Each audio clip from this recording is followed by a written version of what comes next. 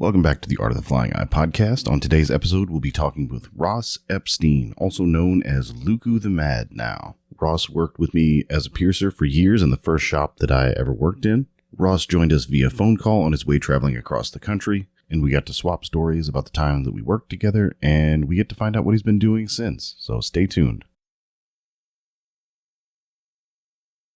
So just tell us who you are and what you do. Well, I am Ross Epstein, and former piercer and 800 other professions, and currently a programmer and a touring Renaissance Fair performer. Yeah, right. You have done absolutely everything. Uh-huh. Blacksmithing. Yeah, I've actually got a couple of your knives. So when was it that you were a piercer? Oh, God. If you remember what years. It was 2010 until late 2014. I want to say it was like August or September of 2014. Yeah, and then I started playing country music. Yeah, I remember you joining the country band. And for anybody listening that doesn't know, Ross and I worked together at the first shop that I started at. I started in 2008, and we were already friends. How did we actually meet, like, to begin with? I started playing drums for Gravity Bomb, and you were living at the same house, at the band house back then, and then you and I just kind of hit it off, and when everybody moved out, you ended up moving in with me for like 6 months. Oh, yeah. Oh, how did that work? Yeah, I think I moved from the house into a little apartment that was right down the street from that, the band house. Was it one of the times that I was injured and wasn't able to tattoo? Is that when I was staying with you? No, it was before that, because you stayed with me like early to mid 2007 until I want to say like 2008, because you had started your apprenticeship like right before you moved in with, I think, Tim, and so you were with us for 6-8 months. But yeah, you were still at Circle K. Oh, weird. Yeah, because I think you stopped working at Circle K right before you moved. Huh, man, my memory is awful. Yeah, the Circle K that I worked at third shift during my apprenticeship. I think I worked at that Circle K for about a year. That was not a great job. They got robbed. I think like a week before I started and 2 or 3 days after I quit. So I just narrowly avoided that. Yeah, there was also the crackhead with a knife. That was a fun one. Wait, okay, every time we talk about this, like the time that we were working together at the tattoo shop, like you mentioned stuff that I guess have totally tried to forget, like tried to just push out of my brain. Every single time you bring up some story, you're like, hey, remember the guy that like pooped on the walls? And it's like, well, I didn't until now. Like I always make the joke. So the one at Circle, go ahead. Oh, I was just going to say, I always make the joke that, like, certain memories from around that time, like, you just push them way, way down into the pit of your stomach and put Subway sandwiches on top of them. Yeah, pretty much. Yeah, but the one at Circle K, from what I remember, was you were working third shift, and some dude came in and blocked the door with like a shopping cart. Oh, that guy. Oh, my God. I totally forgot about that. Yeah, I just remember you calling me all panicked, like, well, this just happened. Yeah, that's right, because the police got there. And of course, like most Circle K's are shaped about the same, or at least were at the time. Like when you go in the front door to the left, there was usually like the little like coffee island with like the machines in the back corner, and then like the Polar Pop stuff next to that, the drinks. And this dude in the middle of the night had like just kind of jangled up this shopping cart full of like old scrap metal and bike tires, and it was just like overflowing with just junk. And the front doors of this Circle K location didn't lock at all. Like there was no lock in the door, just a gaping hole where it should be. So there was no way to safely close the doors ever, which was real fun when you went to count down the drawers and deal with money and all that. But yeah, he just kind of pulled it up on the sidewalk, the little like raised ledge in front of the door, and just kind of like scooted over in front of one of the doors where you like couldn't open either of them, but for like a tiny little sliver. And this guy was just skinny enough that he just kind of like wiggled his way through this tiny little gap that could open in the door. Like a normal sized person couldn't do that. And he was just like glazed over eyes, like wandering around with like a 12-inch chef's knife, like a kitchen knife, huge sharp kitchen knife. And he was just wandering around, just shaking, just like having conversations with people that weren't there and looking like really agitated. And he was just going up and down every aisle, getting closer and closer and closer to the little like horseshoe counter where I was. And so I was just like, oh no, and just kind of like dialed 911 under the counter there. And was like, yeah, there's a guy with a knife. I might need some help. Like little scary here. And so they show up like surprisingly fast.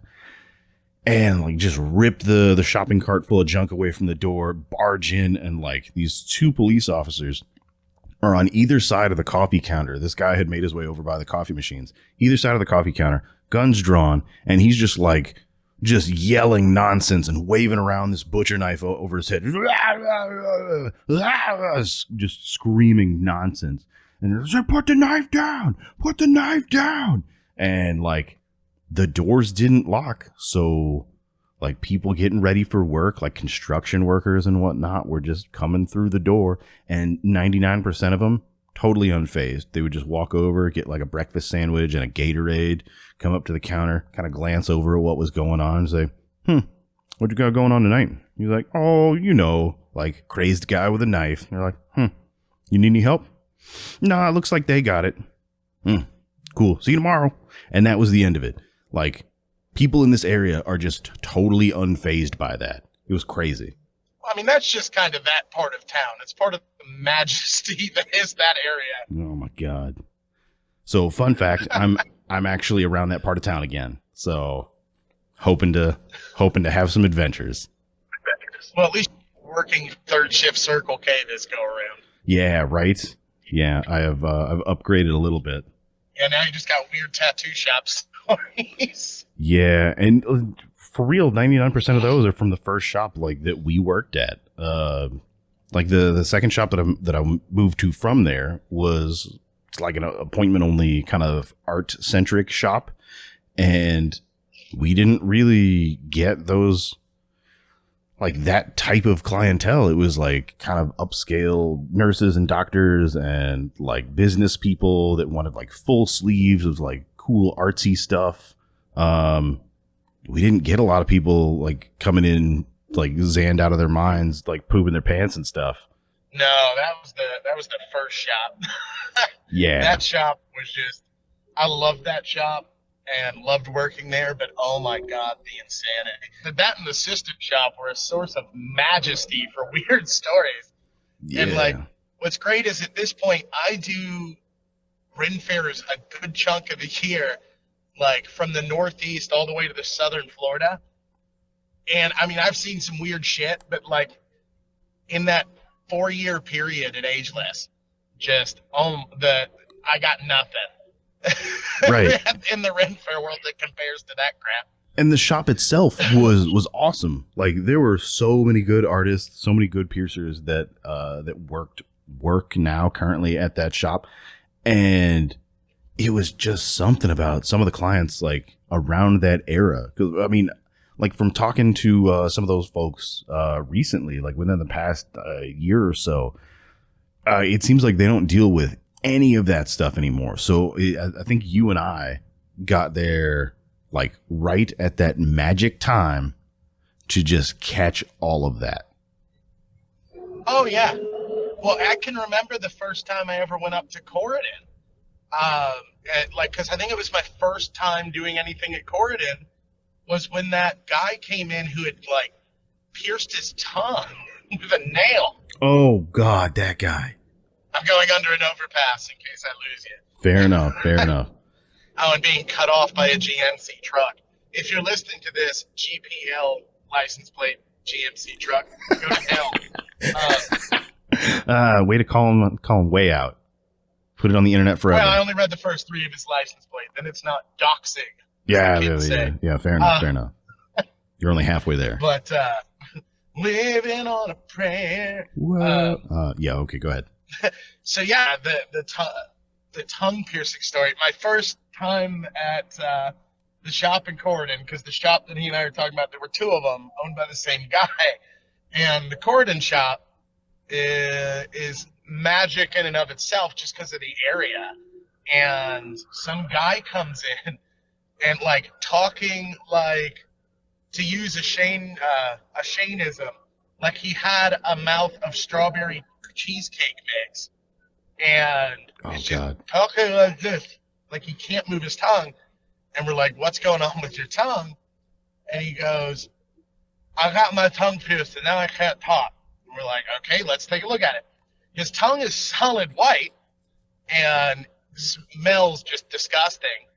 And what we figured out, this genius of a person dead. So we figured out this dude pierced his tongue with a 10-penny nail into treated lumber. And for those not familiar with it, treated lumber is treated with arsenic. That's one of the chemicals in there. And a 10-penny nail is galvanized steel, which is also toxic. So effectively what this dude did was get arsenic and wood shavings in his tongue, as well as fragments of zinc. So we pretty much had to tell this dude, yeah, you have zinc and arsenic poisoning and need to go to the hospital now. Yeah, that's some stuff that's out of a tattoo artist or a piercer's scope of practice there. Like, yes. Why would you do that? Why would you do that? But then again, and you always get the damn question, can you fix it? No, I can't. A doctor might be able to eventually. Like, good luck with those prescription drug prices, my guy. Like, that's yeah, a lot of that. Yeah, kind of like the girl that came in with like brown leaking out of her belly button piercing. Oh God, yeah, that was the worst. Well, yeah, that was probably the worst. We're all just, so why does it smell like poop? Yeah, gal comes in with her mom, who's furious. My daughter's friend pierced her navel, and it looks infected. And we're like, all right, let us take a look at it. We're not going to do anything with it. You know, we didn't do the piercing, but we'll tell you if it's infected or not, and we go get treated. Okay, thank you. So we look, and shop owner goes, hang on one second. Goes and gets a glove, touches what he thinks the infection is, and looks at it, and goes, and shows it to me, and I went, you're kidding. And he goes, yeah, ma'am, that's shit. Your daughter's friend perforated her colon. Like, that's intense. Like, you would have to go really, really deep to do that. Like, that's insane to think about. I remember the owner going, yeah, you're supposed to pierce the skin, not the intestines. You're not going at it like it's a stiletto. Right. You're not like fucking prison shanking somebody. Like, you're just the skin. But then again, like, I think we take for granted the education that we have had on anatomy, which granted, like, we're not at like surgeon level mastery of anatomy, but just basically understanding that human beings aren't skin bags filled with magic. That like if you get your belly button pierced and drink water, it's not gonna like leak out like a Bugs Bunny cartoon. Yeah, that was a common question too, which I always loved. Yeah, I don't understand how that was even a question at all. Like that one girl's parents that got so mad at us. Like, why didn't you tell us? Why didn't you tell us that my daughter wouldn't be able to drink water for a month after this belly button piercing? We're like, what? What are you talking about? And they're like, well, she said that you should have told us that she wasn't allowed to drink water afterwards or it would leak out. And we all just sat there gears turning. Do you know where the girl heard that, though? No. Hoss told her to tell him that. Oh, God. Oh. That's what happened there. Because that devious shit said afterwards, like, hey, I told her to tell him that. Oh, God. Hoss. Oh, my God. Yeah, I mean, honestly, now that you say that, it sounds about right. Oh God, yeah.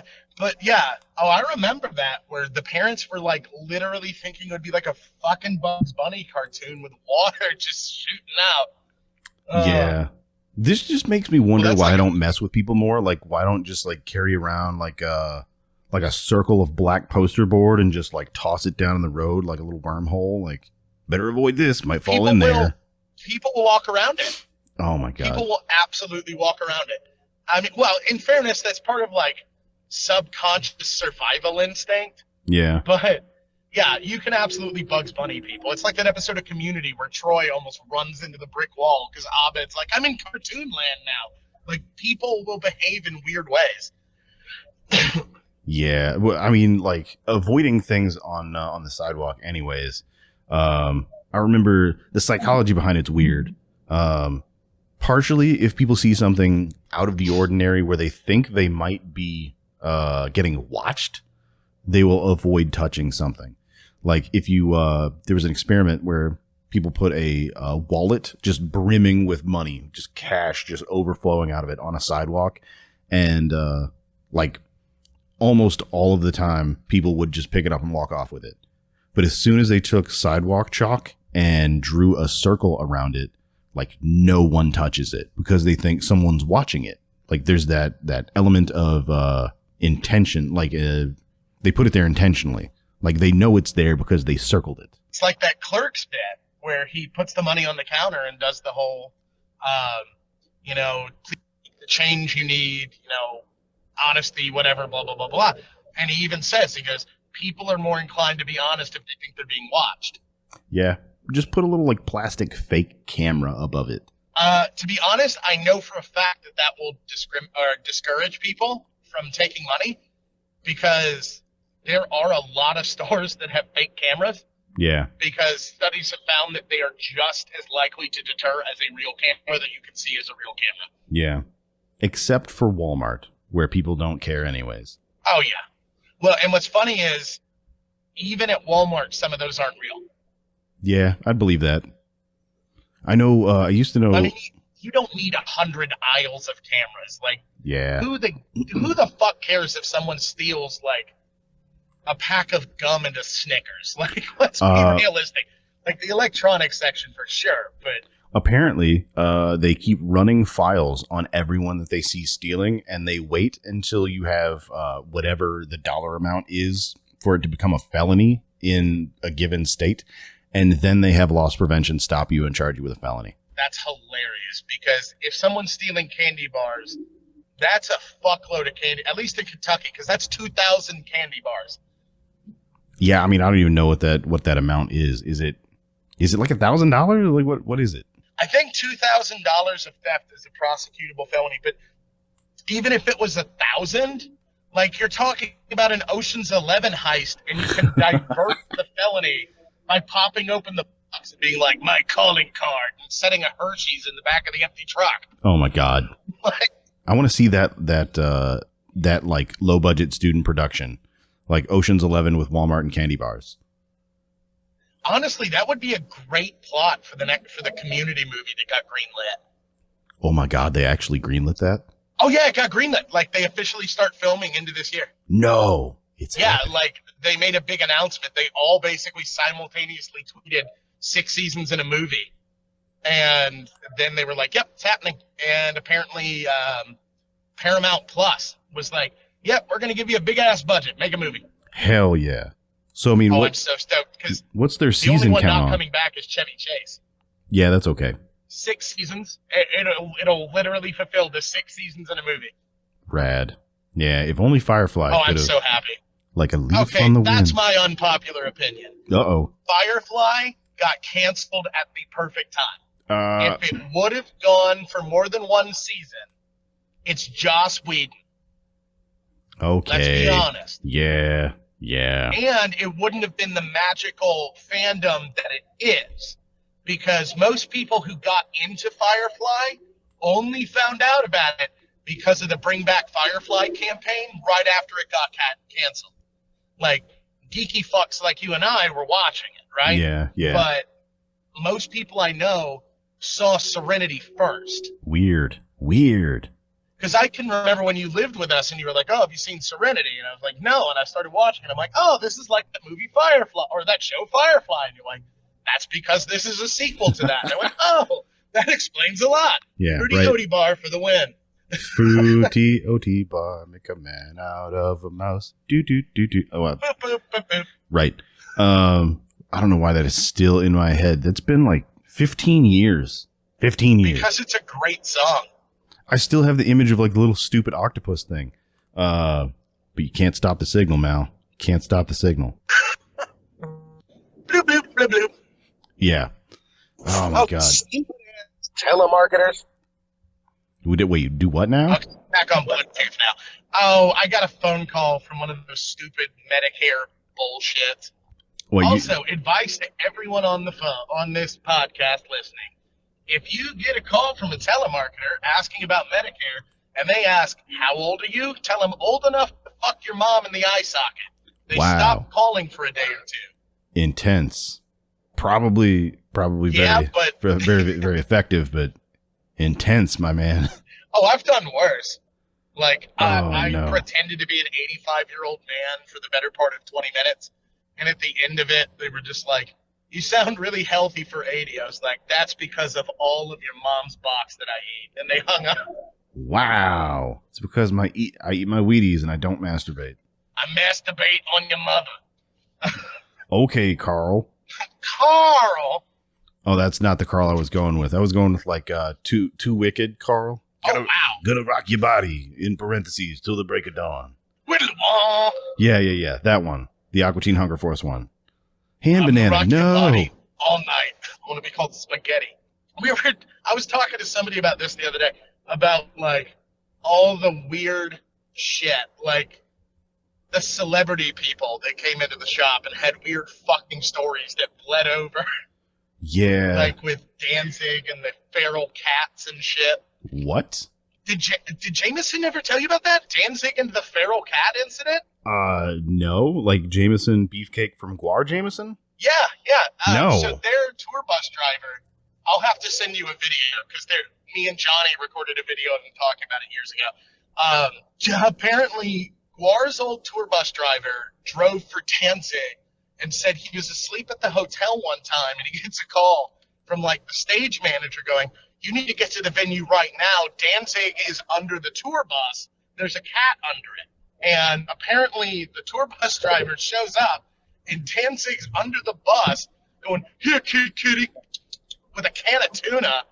And apparently he gets this like cat out from under the bus and it's just like this infected eye feral cat. And Danzig's like, I got to take this cat back to Jersey. And so he just like canceled like several show stops to fucking take care of a feral cat. Yeah. And he was like threatening to have a forklift pick up the bus What? so he could get this cat. Apparently, yeah, Danzig would just like do weird shit like that and then would apparently be like, the show is canceled. Show's canceled. Venue's not big enough for Danzig. So Seriously? Just like, shit like that. Oh. Yeah. And, and then there was the infamous pile of bricks in the front yard. But Google, anyone listening, Google Danzig brick pile. It's awesome. That's Apparently weird. he got into a fight with his neighbor because he had like an 8-foot by 7-foot stack of bricks. And his neighbor made him move them, and Danzig had a meltdown. And you can find audio of Danzig like yeeting bricks into the back of a truck, screaming about the neighbor ruining his brick pile. That's real weird, man. Oh, he's a weird motherfucker. That's real weird. I guess I can see like why they wanted to have him on Aqua Teen Hunger Force. Why he was You promised blood. the robot came with the house and I want my blood. You tell that fucking robot. God damn. Oh, you know what I just thought of? I From the don't. fucking shop, and I don't know why that reminded me. The one gal who was like eating her own dreadlocks. Oh no. Oh man, I blocked her out. Oh no. The one She who shouldn't give you that turtle because it's magic. Oh no, God. Okay. Welcome back to that memory. There are so many weird things with that that particular lady. And anybody listening, like, I don't want you all to think that I just like sit around and talk shit about customers. Like, these are incredibly let's go with special people. Like, out of like the insane number of people that I met over the decade that I worked at this shop, and it was directly in front of a shopping mall, so we got a lot of like overflow from just like random foot traffic. Well, and keep in mind too, on that note, I host adult shows and have like insanely vulgar songs that I do at fair. And so to make me uncomfortable, you've got to actively try, or to like be a person who sticks out in my mind of like, this was a fucked up experience. Because I sing about like weird shit. And for someone to make me like to stick in my mind as, remember this person that was really fucking weird? You've got to try. Right. Like, impressive. I remember a couple different instances with that one customer, which, like, for the most part, she was just like a really like friendly, sweet girl. But every once in a while, she would just get uncomfortably fucking weird towards all of us. Like, just advice for going into tattoo shops. Just like, if you're super weird, like, we're weirdos too. Everybody that works in the tattoo industry, we're weirdos. Just don't be weird at us. Like, if you want to be weird with us, that's cool. Just like maybe tone down like being real creepy towards people. Like, one of the things that I remember about tattooing this girl is we were doing like this little tribal thing on her foot, I think. And so I've got her in what's basically like a massage chair. And so I'm working on one foot, and I'm like just hyper focused on doing this tattoo and making sure all the lines are straight, color's solid, and all that stuff. And at one random point, like, I'm just kind of talking, having this basic conversation with her, like, while I'm kind of staring down at her foot doing this tattoo. And I take a break to like dip my ink or whatever, and I look up, and like somehow in the middle of that, she has like crept her other foot up behind her head, and she's wearing like some really short, like Daisy Dukes, like cut off shorts, and like she's kind of hanging out a little bit, and she's got this one foot like wholly behind her head, and she's just like making this weird creeper face at me and just like slowly nodding her head with these wide eyes. She's like, "Oh no, what are you doing? No. Cut that out. You need to quit that right now." And she looked really disappointed. I'm like, this is a transaction. Like, don't make this weird. And yeah, this is a job. No. Yeah, like don't grab at us. Like we're real people. I promise. Like we're real people with, like, you know, feelings and stuff. Like, it might not seem like it, but it's true. Also, another pro tip: don't get a tattoo. Start sobbing for no reason. Say it's because when you were 6 you saw a ghost and no one believed you. And then hesitate to say you're a Libra because we'll think you're weird. Yeah, she said, oh man. Like, I always remember that story specifically because of that scene in Ghostbusters. Bear with me here. Because she just like, in the middle of this tattoo, she just like, she goes from like, yeah, so I'm having a great day, like, to fucking just sobbing. And like a light switch. And so I look up, I'm like, oh, whoa, what's going on? Something's wrong. Like, it's just really, really weird. And so I'm trying to figure out what's going on. And she's like, nothing. Doing that little sucky lip thing, like when people cry a whole bunch. And I'm like, no, obviously something's wrong. Like, am I hurting you a whole bunch? Is the tattoo hurting? Like, what's going on here? She's like, well, when I was a little girl, and like, time slowed down. I knew I was about to hear some stuff that I did not need to hear. Like, as a tattooer, like, I'm sure piercers hear a lot of similar stuff. Like, we hear a lot of really personal stuff, really heavy stuff. But like, when you hear the words, when I was a little girl, after somebody starts crying, I started like, my brain, my little Rolodex in there started flipping through all of these possible scenarios that like the words that might come out of her mouth next. And it was like, oh God, no. Oh, I don't have the training to deal with this. And it was nothing I could have ever imagined. She said, when I was a little girl, I saw a ghost and no one believed me. And the whole shop went fucking silent. Like, you could have heard a pin drop. I looked over all the way across the front of the shop there where all the stations were, and the shop owner was tattooing somebody else over there.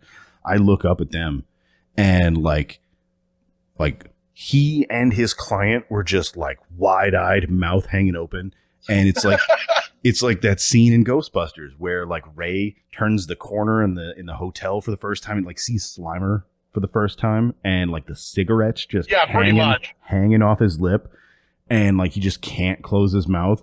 It was like that. And I'm just like sort of like telepathically trying to like shoot him the words like, what do I do? What do I do? What do I say to that? And you just kind of default to the standard like, damn, that's crazy, and then go back into the tattoo. Like, what else can you do? Well, and I remember I was sitting there reading like Preacher something or Why the Last Man. So if you said something fucked up enough to make me look up from Preacher, compared to what I'm reading of my own volition, you just said some really weird shit. Yeah. Like, that's impressive. Yeah, and that was my favorite, was just I saw a ghost and no one believed me, because we're all just like, what the fuck did you just say? Yeah, like there's no way to anticipate that. Like that is not even a remote possibility that I could have come up with for something that might have come out of someone's mouth in public, like in the middle of a tattoo. Like, that was the same session that she brought a roll of knives in too. That was not the same session. I was just thinking about that one. Not? No, like I didn't see that girl for a long time, for like a year and a half. And she just randomly comes in one day. It's a bright, sunny day, really nice day. Right. And it was just me and the owner. So we're just kind of like, just bullshitting, hanging around the shop, just like singing songs and just like doing goofy stuff. So she comes in and we're just like, oh, hey, what's up? It's been a while, like since we've seen you. And it doesn't click like the previous experiences that we've had with this woman, having been just uncomfortably weird, like more often than not. And so we're kind of like by the back wall in the front room, and there's a big mirror on the wall, and there's like a jewelry counter right in front of it with just enough room for a couple people to stand behind it. And so she comes in and she's got like this little like purse satchel thing strapped over her shoulder, and she wanders up to that counter, and she's like, hey guys, how's it going? Blah, blah, blah. Just kind of bullshitting. And you're like, oh, it's going pretty well. No, you're having a nice day. Like, it's really cool. Like, just kind of hanging out. And with no hesitation, just slings this leather satchel off her shoulder and unrolls it, just unfurls this like 5 foot long knife roll that looks like it looks like Dexter's kill kit. And it's got like shears and hatchets and like cleavers and all sorts of crazy nonsense in there. And she's like, you want to see something? And she starts getting increasingly more agitated. And you're like, sure. Okay. I remember I walked in like right when that was going on, because I think I went across to the mall to get lunch. Yeah. And I remember coming in and you and the owner just looked grossly uncomfortable. It took me a minute to absorb what was going on. And then I went, fuck it, and went in the back and was eating lunch. Yeah, that sounds like the best possible option in that scenario. Because like we were standing there, and she starts like pulling out these giant butcher knives and like shears, and she's like, you want to fucking see me cut a penny in half? I'm gonna cut some leather. And she's like kind of bouncing up over the edge of this counter, and the owner and I are just like, you know, when like when two kids get scared at like a haunted house or whatever, and they just like huddle up into a corner like together, like as close as possible. Like if something comes at them, they can just like split apart, and it can only possibly get to one of them. Like it was one of those things. Like the owner and I were just like physically basically on top of each other, like huddled up against the mirror on the back wall, as far away from the counter as we could get, like right next to each other, going, ha ha ha ha, yeah, awesome, knives, please don't kill us. And it was so awful. Like there were points in that interaction where we thought, like, if we said the wrong thing, she might snap and like we would be on the news. When I can remember the owner bailed on you mid-thing, like, oh, I got to go in the back real quick. Just like sat down with me. Yes, he did. I can remember you coming back. I can remember you coming back being like, you sons of bitches. Mm-hmm. Yep. And I think had to deal with that. Like, he said something along the lines of, we were listening for screaming. Traitors. Fucking traitors. Well, I think he said too, the knives had been rolled up and he saw his chance to get away. But yeah, I mean, it was smart. It was a smart move. Like as an individual person, yeah, it was a smart move. Damn, no solidarity though. Left me out there. Left me hanging. Hey, there were several times though that we almost came to scraps with people where it was like, fuck you up, buddy. like a hippie on the balcony. Oh, the guy that tried to annex the bench. Yeah, what a dick. Yeah, I mean, I feel bad for somebody that needs like someplace to go, someplace to sleep. But the dude didn't like. He wasn't homeless. That was the thing. Wait, wasn't he? Eat on the bench.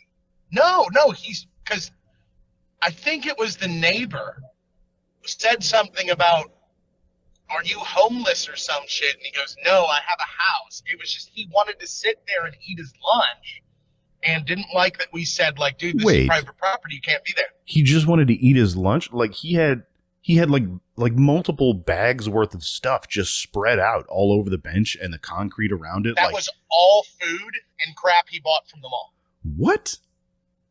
Why would he come across the parking lot to where the shop was, go upstairs, and then just like fill up the sidewalk, like the little walkway up there? Why would he wear platform Crocs? Like, I didn't even know platform Crocs were a thing. Yeah, I distinctly remember he was wearing platform Crocs. I don't remember that part.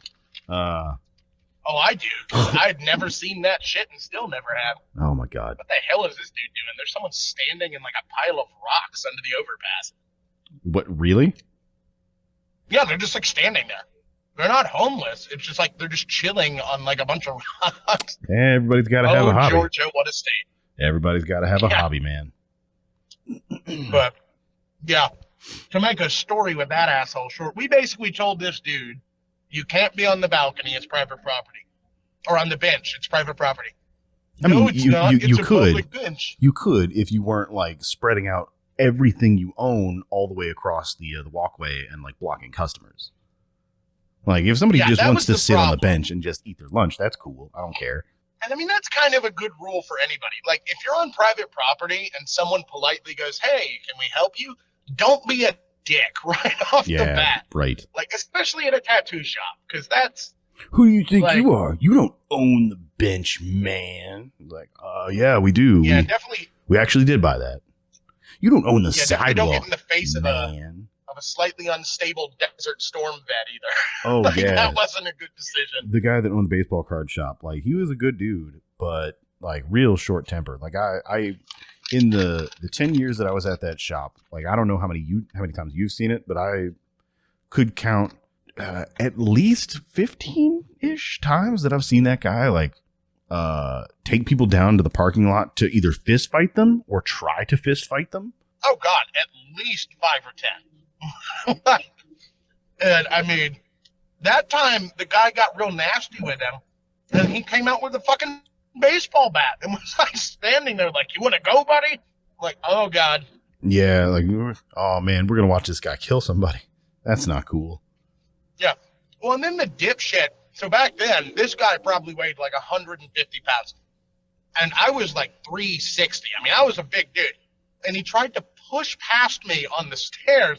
So I just leaned into him and we heard pop. And so we called the cops to have him escorted off. And he tried to tell the cops that I assaulted him. Oh my God. And we were like, no. Oh yeah, that's right. Sir, I feared for my life. Oh yeah, it went straight from aggressor to like, I was afraid for my life. Oh, yeah, and the cop was like, I mean, technically you could have kicked the shit out of him, but I appreciate you calling us. Yeah, no blood, no foul. Uh-huh. Yeah. He fell. Oh my God. Yeah. Wait, is that the time that the baseball card shop owner like took all of somebody's stuff and just dumped it off the side of the balcony?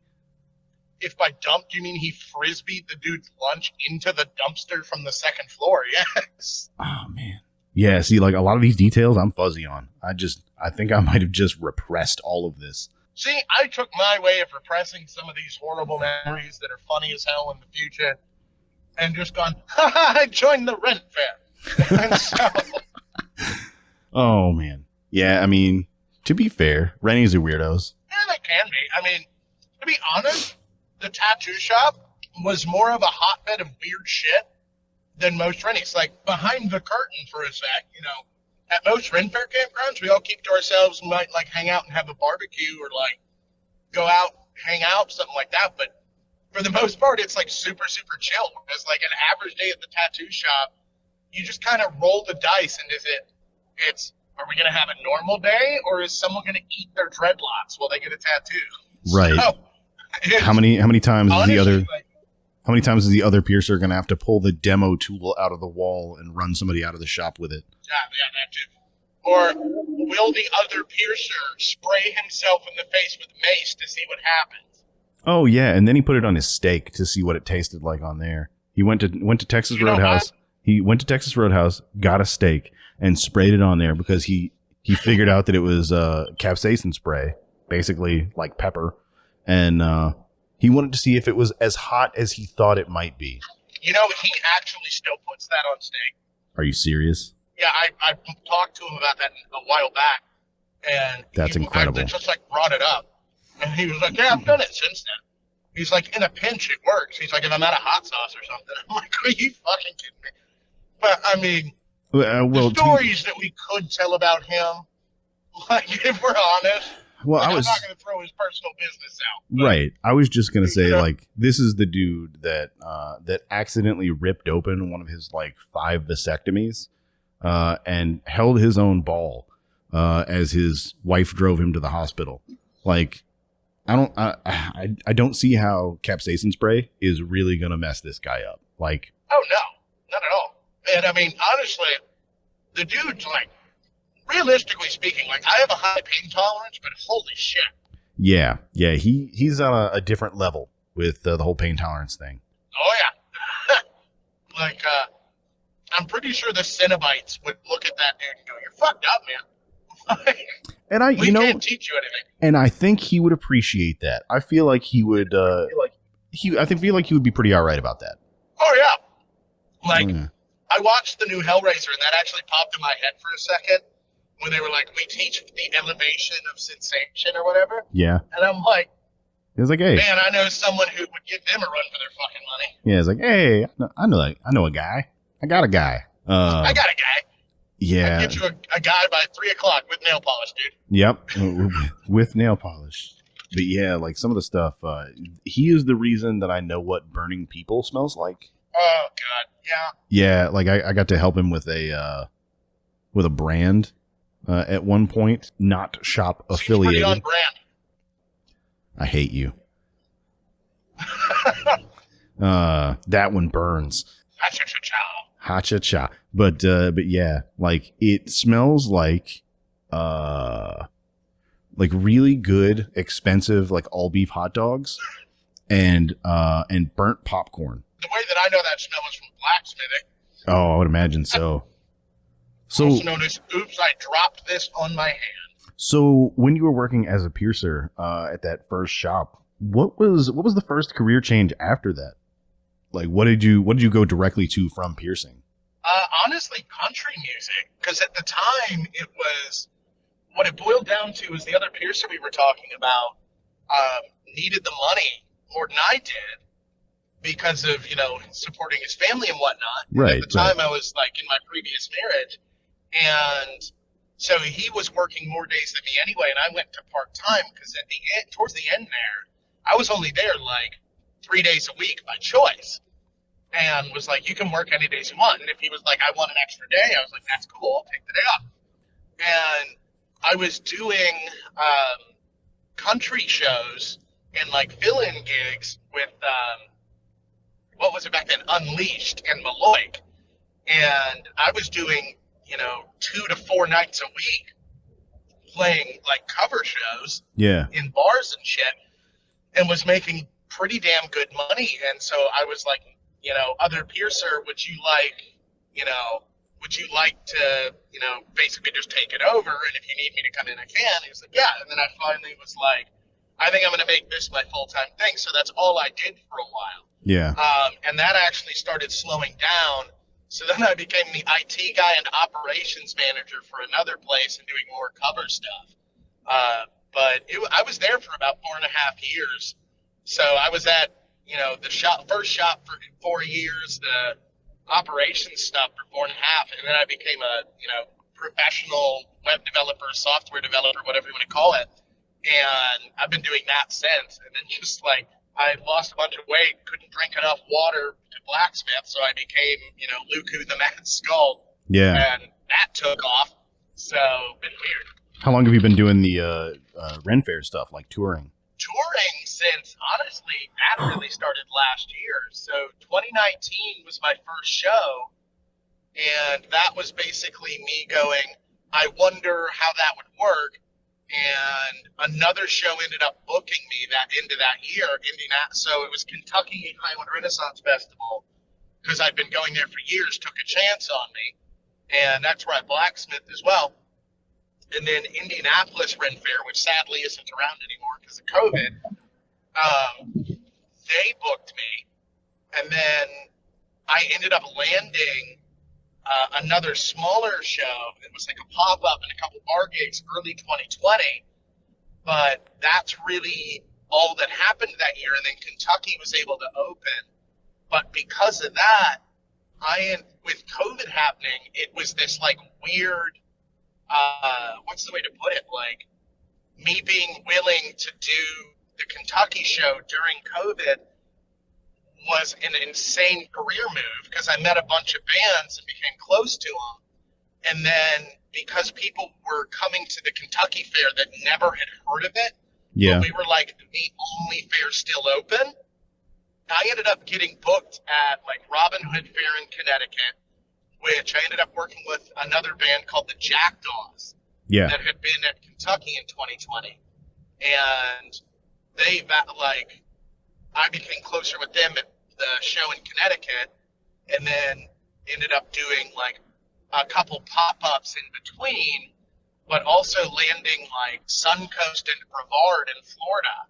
So I went from, I want to say 9 weeks in 2019 or 8 weeks in 2019 to like from November of last year until like the end of this year, I will have done like 34, 36 weeks of fair. Wow. Which is part of why I've been so damn busy. Yeah. Yeah, I mean, I'm glad to hear honestly, from November, oh yeah, me too. It's great. Like November to February, I live in Florida. Like, that's just awesome. Yeah. So, I mean, with what you're doing now, do you feel like having the experience as a piercer dealing with the frequency and type of client that we sometimes had there at the shop, do you feel like that's I don't know, made you better able to handle kind of like rowdy people doing what you're doing now, or like has it affected how you handle people? Or so what's funny is I'd never really thought about it, but being asked that, my God, yes. Because one of the, I'm eating beef jerky, by the way, bear with me. I stopped at Lucky's. Oh, lucky I thought you were going to talk longer, and I'm like, oh shit, I have a mouthful of beef jerky. But yeah, to an insane degree. So one of the problems with, and I don't really think it's a problem, but one of the things with tattoo shops, especially the one we were at, like you mentioned earlier, it was right across from a mall. So we had to, as the owner put it, we had to be the shop that knew how to simultaneously be the like stereotypical tattoo shop with like, oh, we're gruff and scary, grr, while being friendly and sweet to like the mall moms that were there. Yeah. Who were like bringing their like teenage daughters or sons to get tattoos and piercings, and learning how to talk to them, and Right. giving them the experience they wanted.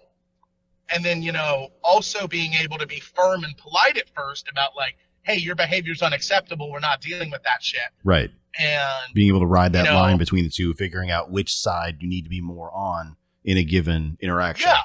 And so, especially with what I do with Fair, I started this act with the intent of it just being like a fair music act. And it was very Viking-esque.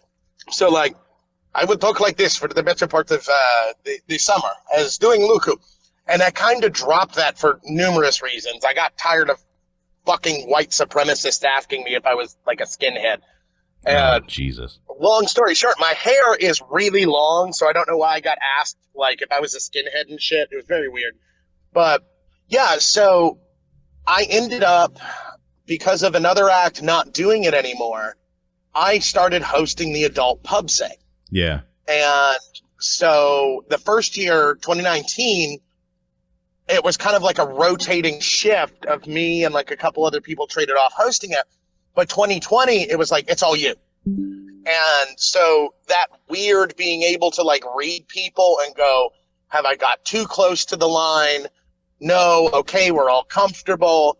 Like piercing and that environment kind of taught me like how to read someone's expressions very, very quickly to go, is this person okay? Is this person not okay? Is this person comfortable? Is this not uncomfortable? Can we push the envelope further? So it like really did teach a lot in the way of like knowing what a crowd is going to be into. Yeah. Because some of the songs I did, and you said that I don't have to censor myself, right? Yeah, go for it.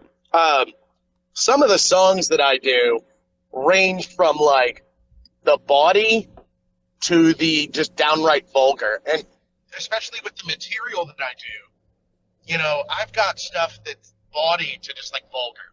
And I have to be able to read a crowd very quick to see if my song is pushing the line, not pushing the line just far enough or too fucking far for the crowd. Right. And I mean, there's crowds that I've had where the closest we're going to get to anything like vulgar or like even obscenities, it's like a song called The Chandler's Wife, where it's all like innuendo. Right.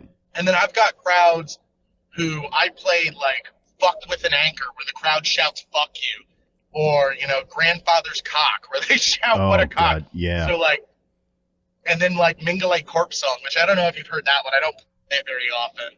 That's kind of the like, how gross can you be? Does everyone consent to this song? Yeah, which is gotcha. a parody of Mingle Boat Song. And right. The album version of that, by the way, is 5-part harmony about fucking your corpse. Oh, Jesus. Yeah. So all right. It's like, yeah, that seems like it would take some crowd reading to determine whether or not that one's gonna fly. Oh yeah, and I mean it's the thing too is it's sort of like you and I have talked about before with the tattoo shop stuff. If we approach what we're telling people in a way that I know what I'm saying is fucked up, I'm ashamed I'm saying it in the sense that like I know it's fucked up, you know it's fucked up. Let's laugh at how fucked up what I'm saying is. All for the sake of comedy. Like offensive. Yeah, none of it's like offensive. I don't do anything that's like not PC or that like you're just like slowly gauging how dark someone's sense of humor is. Yeah, it's more about like how dark can I go? Like I've cracked some jokes on stage that entertainment directors who are friends of mine have gone, I don't know how the fuck the crowd didn't turn on you. Like I'm not saying it on the podcast. I'll tell you that one privately. Fair enough. I mean, it's not like a racist joke or anything like that. It's just that's not without context of the situation. It comes off the wrong way. But like, I love towing the line and just saying like off the wall shit. Yeah. And it cracks me up to do. And then like, I've got ones that there's literally nothing offensive in that I have to be, oddly enough, more cautious about doing than some of my more like dark material. Because my COVID-19 song, which is just a parody of Teenage Dirtbag. Yeah. I have had people report me for that song. Are you like, serious? It's offensive. Yeah. Oh, yeah. It actually got banned at Kentucky. What? For a season.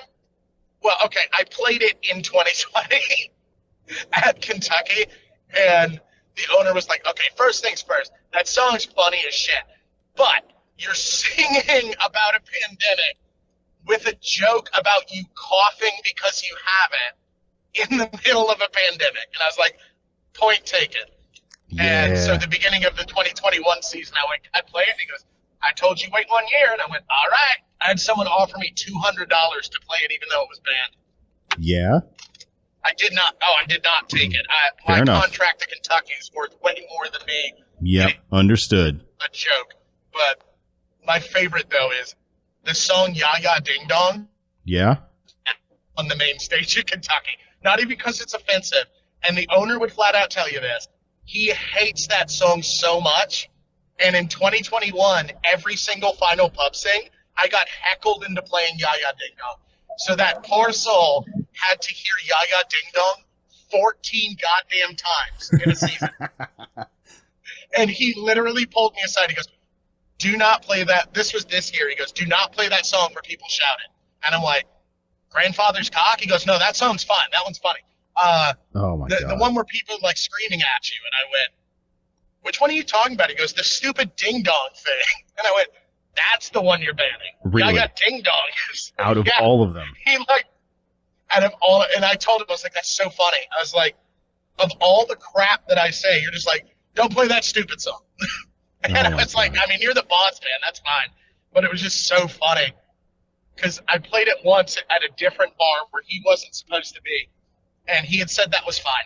And he came in and just like fake eye twitched and went, I hate this song, and walked out. Yeah, out of all of the songs I've heard you play, like the renfaire stuff, like that is probably the least offensive one. Like that is definitely not the one that I would peg as the one that gets banned. Oh, not at all. So fun story time, because this is along the lines of the tattoo shop stuff. That fucked with an anchor song. Yeah. Did not go over well with some people at one of the fairs I do. Yeah. To the point where it became a discussion of someone trying to have it banned. And they were basically told, I mean, he's an adult show. What are you going to do? But it was just really entertaining because the crowds at that show got very into it. And apparently you could hear the crowd at some of those shows shouting, fuck you, in the family area a good like 50, 60 yards away. And so, wow. And someone tried to fight me about that song. Really? Oh, yeah. I was doing a fair in Indiana at an after-hours adult show. Like, advertised that it was after hours, extra ticket, adult show. Problem is, there was a playground next to where the venue was. And I gave ample warning, like even shouting in the direction, like, hey, I'm letting you all know that's what's going on right now. And this drunk dude tried for a good 10 minutes to like get in or hop a fence. Yeah. To the point where I had to address it with the crowd. And you want to talk about, did piercing prepare me for that crap? I finally just went, guys, I know he's trying to hop the fence. There's security. I'm not worried about it. If he gets in, I'll El Kabong this motherfucker. Let's all have fun. Oh, my God. So, yeah, that's a deep memory I unlocked, isn't it? El Kabong. Oh, my. Yeah. Jesus. Yeah, I shouldn't be surprised. I'm old. Next, we'll talk about Jabberjaw. Excuse me? Jabberjaw. Do you not remember the shark Jabberjaw? Oh, my God. That one's a deep cut. All That's right. okay. I got one of the channels that has Boomerang, so I've been watching that and like Wacky Racers and shit. Yeah, I was trying to like rack my brain to figure out which one that was, and then it just reminded me that Cartoon Network's getting axed. Is it really? Yeah, it's being kind of folded into like Warner Brothers stuff. I think they were just bought, so like, Oh God! all of the Cartoon Network stuff is apparently just like gone. It's disappearing. Isn't that about a bitch? Right. Like, and just like right around the 30-year anniversary too. Like, let's be real. Ed, and Eddie, Courage the Cowardly Dog, that shit shaped you and I. Oh, 100%.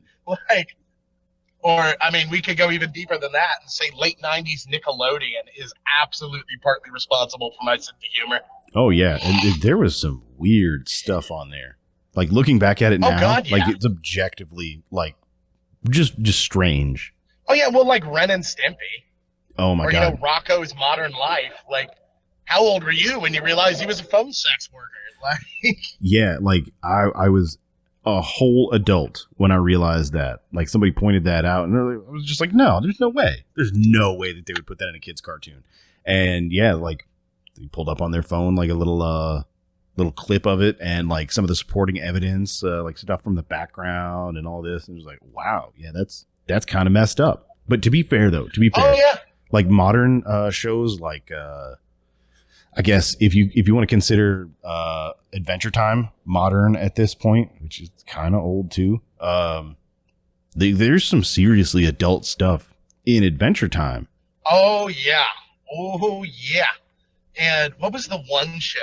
Some of those shows that were like marketed to kids and they were absolutely not, like, Teen Titans. Wait, what? Like Teen Titans and Teen Titans Go. Yeah, I mean, what was up with them? And in like the Teen Titans Go movie, and I didn't know about this until someone showed me a clip. So the whole concept of the movie, spoilers if you haven't watched it yet, but I mean it's like 3 years old now. So the whole premise of the movie is they like go back in time and they alter the timelines for nothing bad to happen. And so like apparently they like kill Hitler and all sorts of other stuff. But one of the things they do is they stop Batman's parents from dying. Oh. Towards the end of the movie, they realize that they have completely altered the world and that they have to go back and fix it. And so like Beast Boy and Robin are going back in time and undoing the things they did. Oh no. Which culminates in them going back and going, oh, we have to do that. And it just shows like, if I remember right, it shows like Bruce Wayne's face and like Robin and Beast Boy or whatever shooting Batman's parents off screen. Oh no.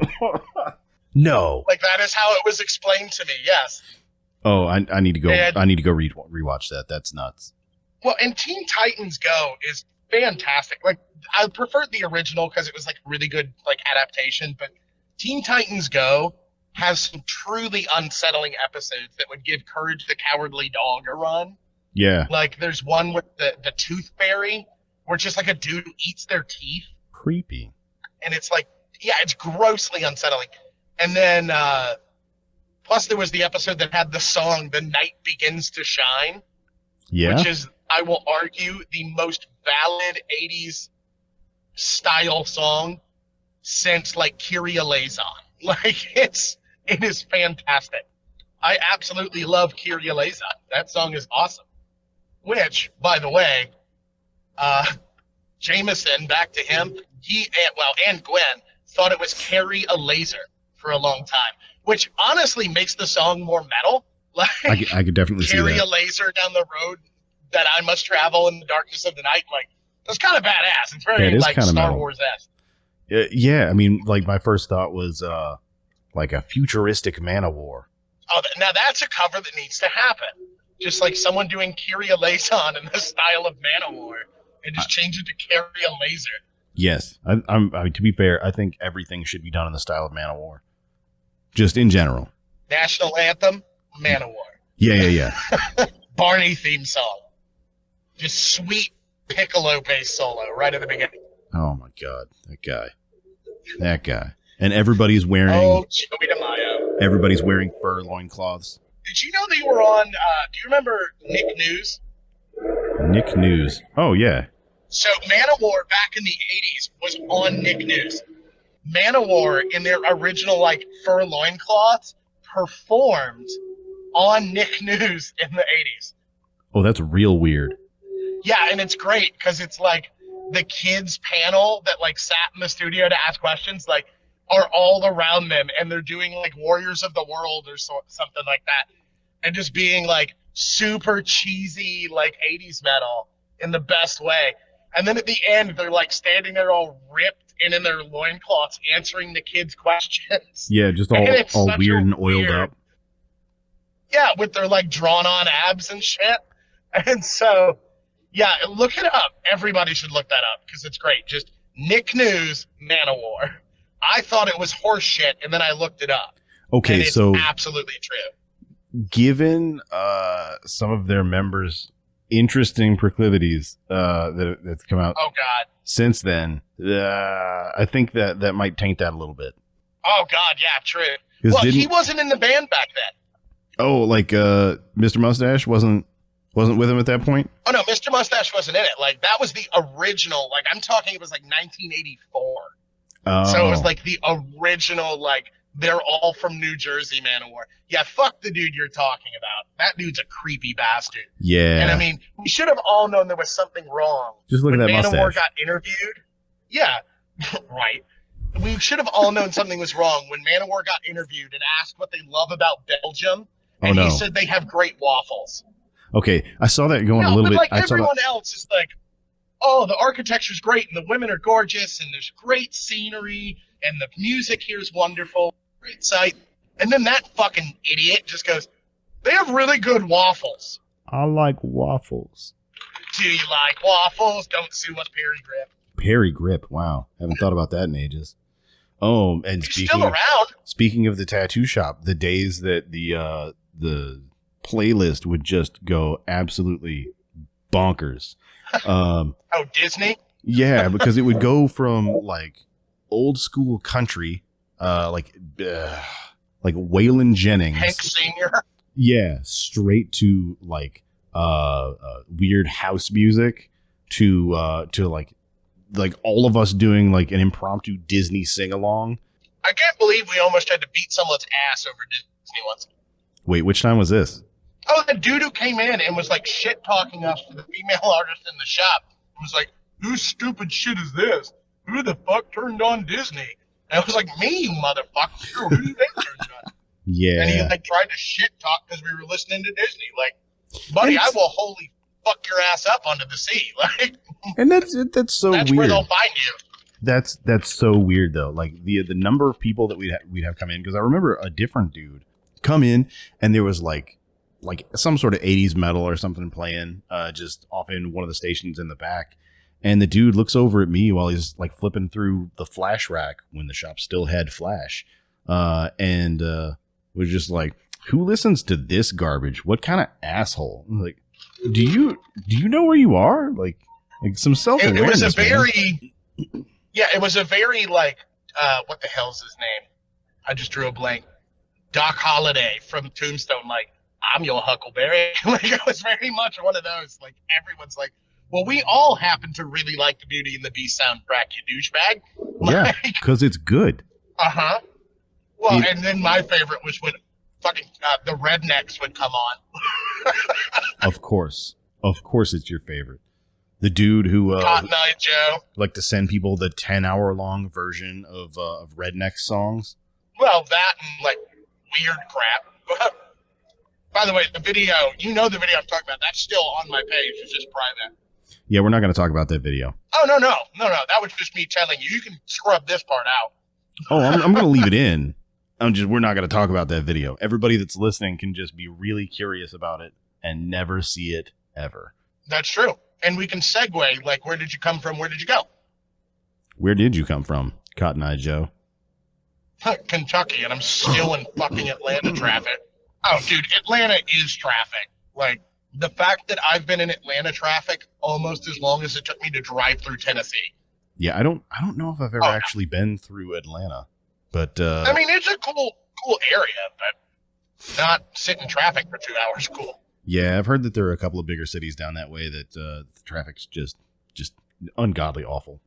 Who was it? I think one of the people that I interviewed in a previous episode of the podcast was in Houston, and he joked that Houston is about a 2-hour drive from Houston because everything it absolutely is just so far apart, and it takes so long in traffic to get anywhere that it feels like you're going to an entirely different place just going across town. Well, and like parts of Texas, believe it or not, do not have like stoplights. What? Yeah, it's like a weird, how do I describe it? The way that it was explained to me, and I looked it up. I'm weird, and I fall down the fucking Wikipedia hole all the time. Yeah. The way it works is it's like, picture like a state highway, but there's like off ramps. So it's just like there's like a stoplight at the end of the off ramp, but like it's just a bunch of grids. So it's apparently really easy to navigate and shit. But it's just like a very interestingly laid out system. And I think that might be more Dallas area. Yeah, another place that I've never been. I've never made it to Texas yet. Dallas is weird, man. Like Weird I've been to where like the book repository and everything. Oh yeah. And they have the spots marked on the street like where the shots hit him. That's real weird. Yeah, oh yeah. I was like, what are these X's on the road? Like, oh, where the shots hit Kennedy. I'm like, what the fuck? Yeah, just go ahead and watch the Zapruder film. You'll figure out what that is. Oh yeah. Oh god. I mean, granted, that was like 2001, so I don't know if that's still there. But yeah, that's still super weird. Man. Yeah. So I mean, with all the traveling that you do you feel like you would ever go back to piercing, like just for like side money or part time, or like ever get back into it at any point? You know, I've thought about it, but it's one of those like, I am the classic. I take on so many fucking projects. I understand. It's like, oh yeah, well, I know you do, buddy. It's one of those cases of like, if I had the free time and the means to, I would. It's just one of those. I haven't done it in so long too that granted, a lot of that's like getting back onto a bike. Yeah. Like you don't forget things like that. It's a lot of muscle memory. Right. And it's just one of those funny things of like, I miss working at a tattoo shop. And I've been like vocal about this, like with Gwen and with you and like all sorts of stuff, that I miss working at a tattoo shop, especially for like the camaraderie and ridiculous shit. Right. Yeah. and like stuff like that is great. And, you know, at the same time, it's one of those, if I could pierce and do my traveling act and my 9 to 5, I totally would. Yeah. It's just like the best I'd be able to do is like guest spot shit. Yeah. And that's one of the downsides of piercing versus tattooing. Mm-hmm. Is tattoo guest spots makes a lot of sense. Everyone has their own style, but with like rare exception, piercing is piercing, right? And there's certain piercings that are differently done, or, you know, the one piercer we talked about earlier, he's got some cool methods and stuff, and everyone's got style. But at the end of the day, like a standard nostril piercing is a nostril piercing. You can't really go guest piercer.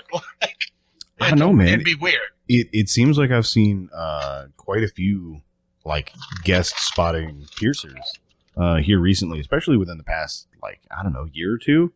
Like a whole bunch of people traveling around, just working different places, figuring out like where they like just hanging out with crews that are different from like their normal crew at whatever shop their I guess their home base is. Or shit, some of them might not even have like a home base shop. They might just do guest spots. That's true. Yeah, I mean, that makes a lot of sense. The other problem is too, because it's been so long. Because I mean, you got to think the last piercing I did would have been like probably 7-8 years ago. Wow. And so I guess it has been a while. So like you have to think, if I was to go, can I guest spot at your place? When was the last time you pierced? 7 or 8 years ago. They might be like, no. So yeah, that might be one of those things. Like you need to kind of get some. I don't know. I guess you could call them guinea pigs again, like friends and family back together to do some practice stuff. Oh yeah. Get your sea legs.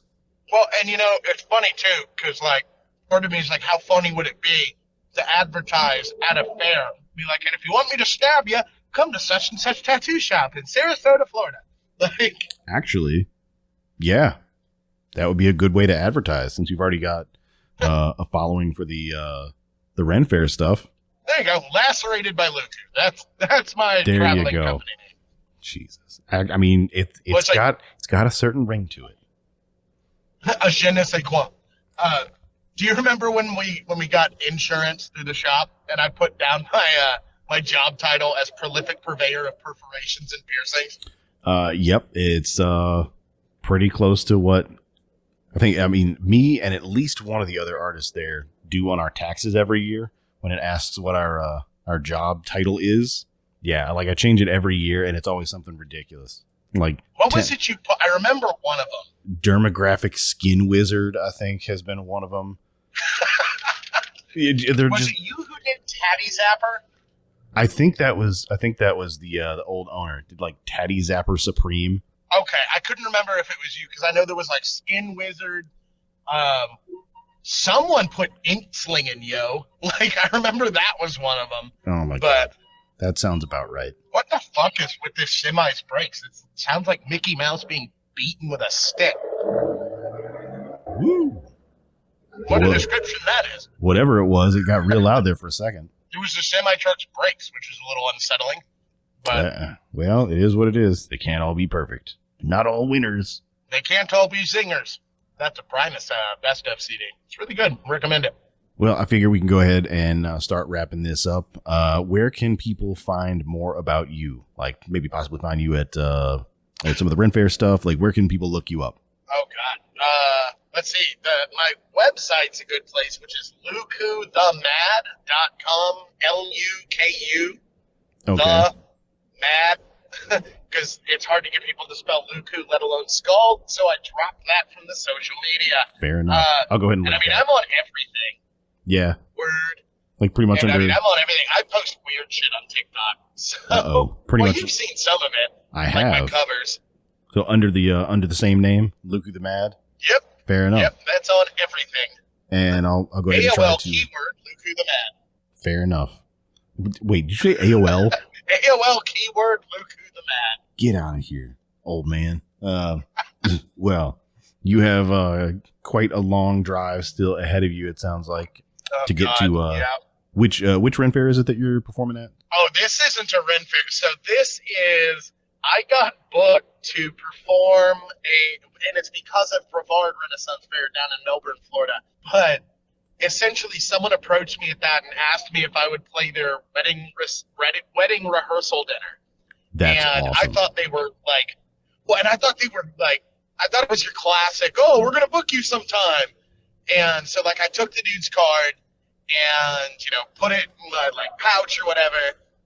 And I was like, yeah, just shoot me a message on Facebook. We can talk about it, yada, yada, yada. And I shit you not, that Monday at, lunchtime, he was like, hey, I figured you were going to sleep in today, and I didn't want to bug you while you were working. So, yeah, here's the dates. Are you available? Blah, blah, blah, blah, blah. I really do want to book you. And then through the process of it, found out that, this dude apparently owns, one of the biggest pool cleaning companies in, that area of Florida and loves renfairs and parties. And asked me to do 3 sets with the third one being just as vulgar as I can. And his daughter, who's getting married, apparently loves my stuff. So I was like, all right, cool. And the funniest was when I talked to the wedding coordinator, I was like, I'm a little worried because of, as I talked about earlier, songs like Fucked with an Anchor. And she was like, let me tell you something. At this kid's bat mitzvah, they had Chippendales dancers and burlesque dancers. Oh, my God. Okay, fair enough. Well, she was like, they had the family friendly, but yeah, so still. I was like, I will absolutely drive 11 hours and some change to go see what this is about. And he was like, hey, it's a Halloween party too. I was like, awesome. This is going to be awesome. That's awesome. Oh my God. Yeah, I'm going to have to get some updates on how that goes once that's over. Oh yeah, maybe it could be like a bonus feature. I'll send you presumably drunken messages. This is a great wedding rehearsal. Because Oh my God. I lucked into a hotel room literally across the street from the venue. Oh wow. And I looked, and it's only 300 feet. So that means I can my go drop God. my gear off, then park my truck at my hotel, and then go back. Yeah. I just walk around downtown St. Augustine as a drunken Viking. Oh my So- God. No Uber necessary. No Uber, just walk. Be careful. Don't die. Have fun. Right. Yeah. Always have fun. And yeah, And if you can't have fun, it ain't worth doing. keep your stick on the ice. Keep your stick. What? Are we just quoting Red Green now? Yeah, absolutely. Always, every day. All right. Let's wrap It's this not up. fun. It's not worth doing. Until next time, I will see you all later. Thanks for listening to today's episode, everybody. If you would like to support the podcast, feel free to join the Patreon For just a couple dollars a month, you can make sure to keep us going. It would really help us out. And you might even get some discount codes for artwork and merch, and some behind-the-scenes content, too. For info on artwork and tattoos, head on over to shaynesimmons.com, and we will get you all sorted out. Until next time, bye-bye, y'all.